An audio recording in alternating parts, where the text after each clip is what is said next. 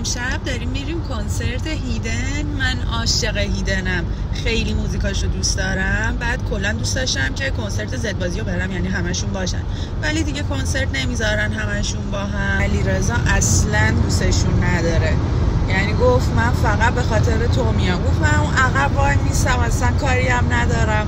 بعد حدود 1 ماه از وقتی که بلیطو گرفتیم توی ماشین فقط من زدبازی و هیدن پلی میکنم.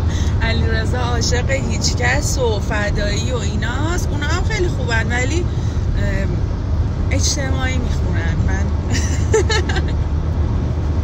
اینجوری بیشتر دوست دارم.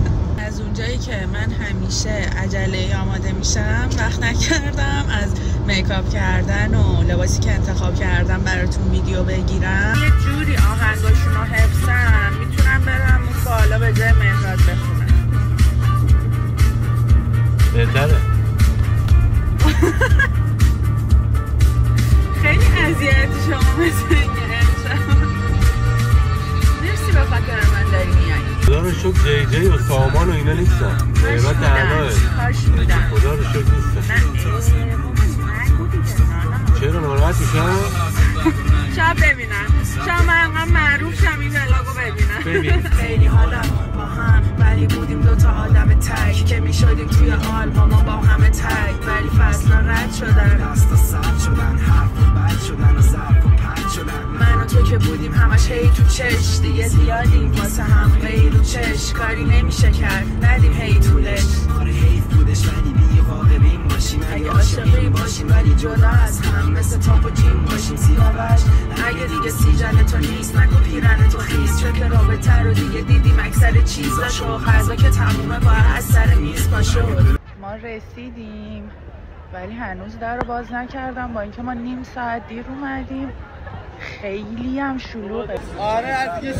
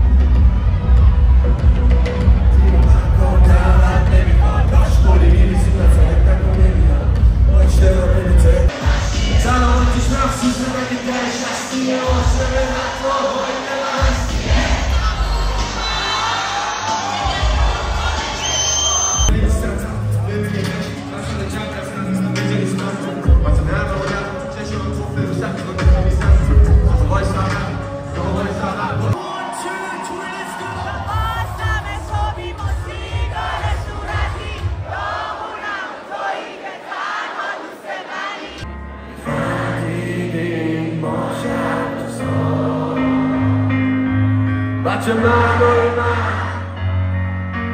من